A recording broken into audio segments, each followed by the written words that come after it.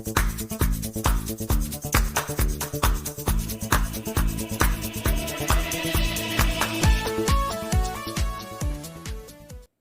apa dengan kasus KSP Indosuria? Ramai diberitakan sekarang sampai level Menko Polhukam turun tangan dan melibatkan banyak orang yang merasa dirugikan dan melibatkan juga banyak komentar di media massa tentang apa yang terjadi dalam KSP Indosuria. Ini putusan pengadilan negeri menjatuhkan putusan lepas terhadap bos KSP Indosuria.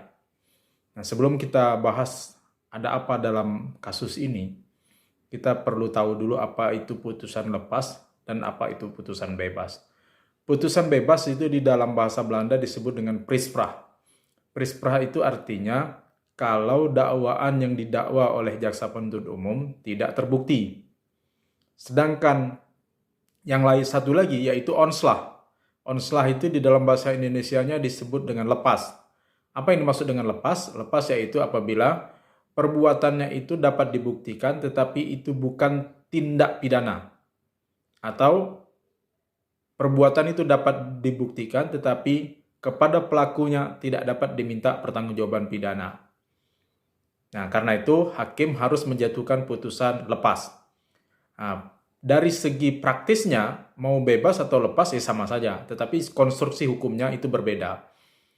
Dalam kasus ini, kasus dakwaan terhadap bos Indosuria, KSP Indosuria, ini Pengadilan Negeri Jakarta Barat menjatuhkan putusan lepas.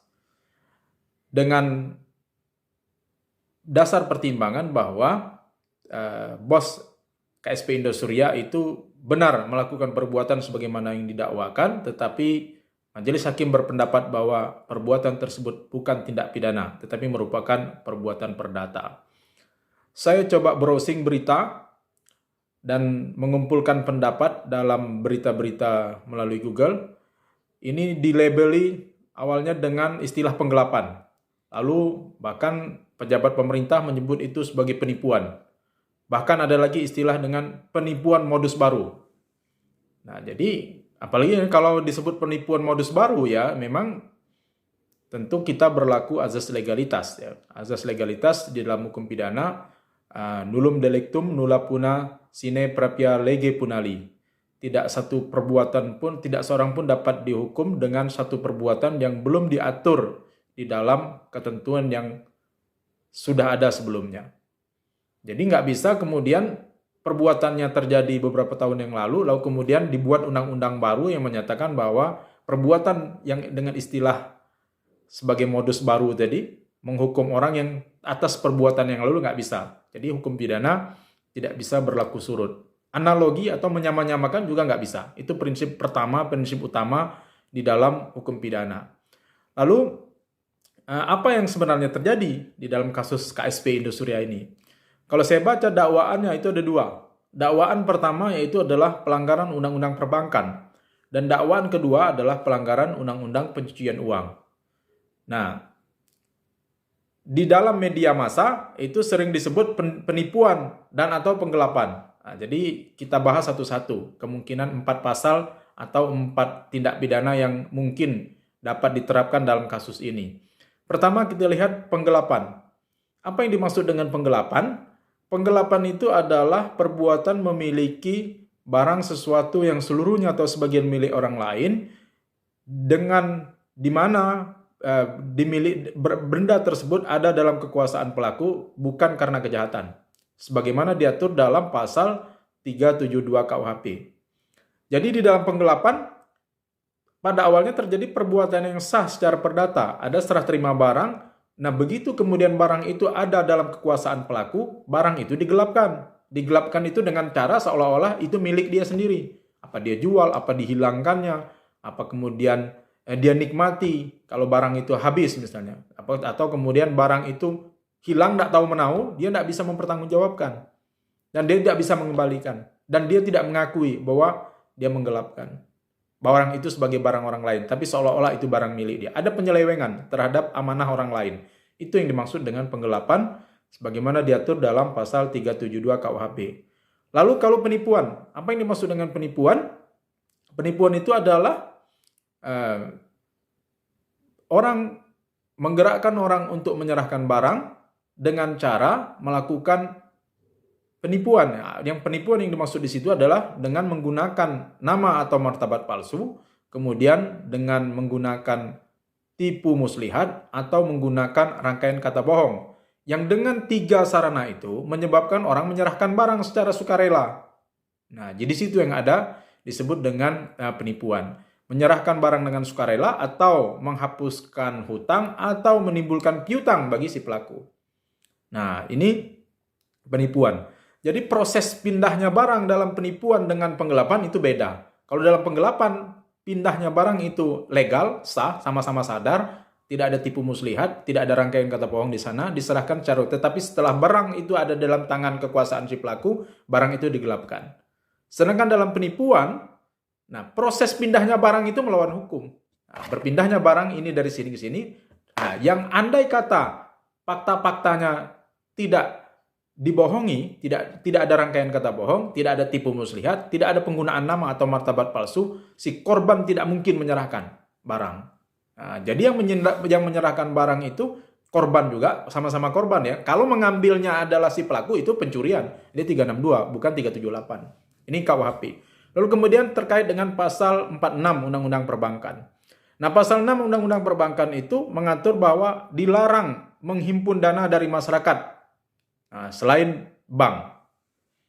Nah, tetapi kemudian dalam undang-undang ini juga menyatakan bahwa bukan cuma perbankan yang boleh menghimpun dana masyarakat, tetapi diperbolehkan juga penghimpun dana masyarakat oleh koperasi atau lembaga keuangan lainnya. Nah, khusus koperasi ditegaskan dalam undang-undang koperasi bahwa menghimpun dana anggota itu boleh. Yang tidak boleh itu adalah menghimpun dana orang yang bukan anggota. Nah, itu terkait dengan undang-undang perbankan. Kemudian undang-undang pencucian uang ya. Undang-undang pencucian uang adalah bagi siapa yang menyamarkan dengan cara memindahkan, mentransfer suatu barang yang patut diduga atau diketahuinya merupakan hasil kejahatan. Nah, predikat crime-nya tidak harus terbukti sebagaimana diatur dalam pasal 49 Undang-Undang Tindak Pidana Pencucian Uang. Tidak harus dibuktikan dulu predikat crime-nya, cukup kalau patut diduga bahwa uang yang digunakan itu adalah uang hasil kejahatan. Nah, itu 4 pasal yang mungkin kita sebut-sebut terkait dengan kasus KSP Indosuria. Nah, sekarang kepada kasus konkret, berdasarkan berita yang kita baca, kasus KSP Indosuria adalah penghimpunan dana dari masyarakat kepada anggotanya. Nah, ini yang menjadi problem. Apakah yang dihimpun itu dana anggota atau bukan anggota? Kalau dia menghimpun dana anggota, ya itu sah. Itu tidak bisa dianggap sebagai tindak pidana perbankan. Tidak bisa disebut sebagai tindak pidana penipuan sepanjang usaha yang mereka janjikan, usaha yang mereka sampaikan kepada anggota koperasi itu benar-benar ada. Karena prinsipnya anggota koperasi dan pengurus koperasi itu mengikatkan diri dalam satu usaha. Boleh, itu sah secara hukum perdata maupun secara hukum pidana. Yang tidak boleh adalah kalau ternyata usahanya fiktif. Kalau usahanya fiktif, bohong, nah itu bisa disebut atau dia menjanjikan bahwa keuntungan sekian, pasti. Dan ternyata dia tidak bisa menjanjikan. Itu bisa dituntut dengan pasal 378. Atau kalau kemudian uang yang diserahkan oleh anggota koperasi, lalu kemudian terbukti digunakan oleh pengurus koperasi untuk hal-hal di luar yang mereka sepakati, misalnya uang yang diserahkan kepada koperasi KSP Indosuria lalu digunakan oleh para pengurusnya untuk jalan-jalan ke luar negeri, untuk membangun gedung yang tidak ada dalam perjanjian. Itu penggelapan, pasal 372. Namun, dalam kasus konkret ini, kasus Akuo, pasal 372 dan 378 itu tidak ikut disertakan dalam dakwaan. Nah, sekarang kembali ke pasal 46 Undang-Undang Perbankan. Nah, bagaimana dengan Undang-Undang Perbankan? Dalam Undang-Undang Perbankan dinyatakan bahwa yang dilarang itu adalah menghimpun dana dari masyarakat dalam bentuk tabungan, deposito, dan lain sebagainya. Yang sebagaimana dilakukan biasa oleh perbankan. Nah, kalau ternyata dalam fakta konkret yang dipungut itu adalah uang anggota, maka itu sah. Karena boleh. Jadi dia bukan perbankan memang, tetapi koperasi. Koperasi berwenang untuk menghimpun, sebagaimana diatur dalam Undang-Undang Koperasi, berwenang untuk menghimpun dana dari anggotanya. Nah, tetapi kalau ternyata misalnya dapat dibuktikan bahwa di dalam kasus ini dia juga menghimpun dana yang bukan dari anggota koperasi, nah di situ dia masuk. Nah, ini ada beberapa putusan sebelumnya, putusan pengadilan sebelumnya yang menyatakan bahwa ada koperasi yang memungut atau menghimpun dana dari masyarakat yang bukan anggota koperasi, maka dia memenuhi konstruksi pasal 46 Undang-Undang Perbankan. Nah, ini bisa menjadi alasan kasasi bagi jaksa dalam kasus ini, dalam putusan lepas. Karena apabila terhadap putusan lepas atau putusan bebas, upaya hukum yang dapat dilakukan oleh penuntut umum adalah kasasi, tidak banding. Ya. Terkait dengan Undang-Undang Tindak Pidana Pencucian Uang, ya karena sekarang tindak pidana pokoknya dinyatakan itu tidak terbukti, maka dengan sendirinya tindak pidana pencucian uangnya juga dinyatakan harus tidak terbukti. Nah, lalu kemudian ramai masyarakat sampai pemerintah dan anggota, khususnya anggota koperasi atau bukan anggota koperasi yang menjadi nasabah dalam tanda kutip, karena sebenarnya nasabah itu tidak boleh. Tapi dari berita yang saya baca, banyak yang menjadi korban ini sebenarnya bukan anggota koperasi. Nah, di sini sebenarnya yang mestinya bisa dicermati bahwa menghimpun dana yang diperbolehkan oleh koperasi hanya terhadap anggota. Kalau dia menghimpun dana dari bukan anggota, maka dia sudah menyerupai bank. Dan ini masuk pelanggaran pasal 46 Undang-Undang Perbankan.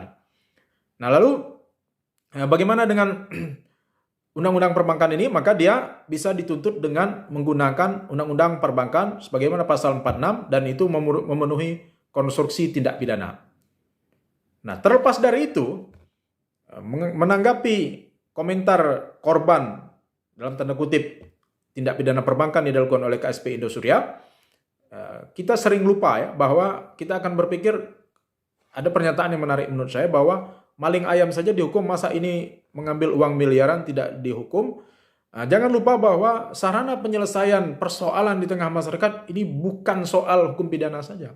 Walaupun ya saya pada posisi yang sepakat bahwa ini terjadi tindak pidana menurut saya. Nah, jadi menurut saya kurang tepat putusan lepas, karena seharusnya bisa dipidana dengan, kenapa? Karena berdasarkan berita-berita yang saya baca, ini adalah anggota yang bukan anggota koperasi yang dihimpun. Jadi ini masuk. Kalau dia menghimpun kepada anggota, itu tidak bisa masuk pasal 46. Benar putusannya. Tetapi ini ternyata berdasarkan fakta yang juga dihimpun itu adalah kepada mereka yang bukan anggota. Nah, tapi jangan lupa kembali ke tadi bahwa kalau ternyata hukum pidana juga tidak mampu menyelesaikan, maka sebenarnya masih ada persoalan hukum perdata dalam kasus ini. Jadi kita bisa menggugat secara perdata, bahkan ya di dalam kejahatan terhadap harta benda, kadang-kadang walaupun orang itu dijatuhkan pidana, tapi korban tidak mendapatkan hak-haknya lagi. Kenapa? Misalnya ya pelaku yang menipu, pelaku yang menggelapkan, uangnya habis misalnya, tidak ada lagi. Ya kita mau apa? Dan putusan dalam perkara pidana tidak mewajibkan kepada pelaku untuk dapat mengembalikan kerugian korban. Beda dengan kasus korupsi ya. Kalau kasus korupsi, dalam putusannya dinyatakan bahwa selain pidana badan dijatuhkan, dia juga diwajibkan untuk mengembalikan kerugian negara. Dalam kasus yang bukan korupsi, itu tidak ada kewajiban. Maka sebenarnya diatur dalam KUHP bahwa pada saat tuntutan terhadap dalam kejahatan harta benda, penggelapan atau penipuan, maka seharusnya bisa disertakan untuk menyertakan gugatan secara perdata oleh korban kepada pelaku. Dan itu bisa digabungkan. Sayangnya, itu belum pernah ada dalam praktek. Baru kemarin ada satu dalam kasus praktek, kasus apa itu? Simozi apa itu? Itu sekaligus diwajibkan kepada pelaku untuk mengganti rugi di dalam perkara perdata yang digabungkan dengan perkara pidana. Jadi, kalaupun ternyata putusan kasasi nanti juga ditolak, bukan berarti tidak ada jalan upaya hukum lagi. Ya, kasasi kan upaya hukum yang terakhir ya. Nah, kita masih bisa PK, peninjauan kembali, upaya hukum luar biasa.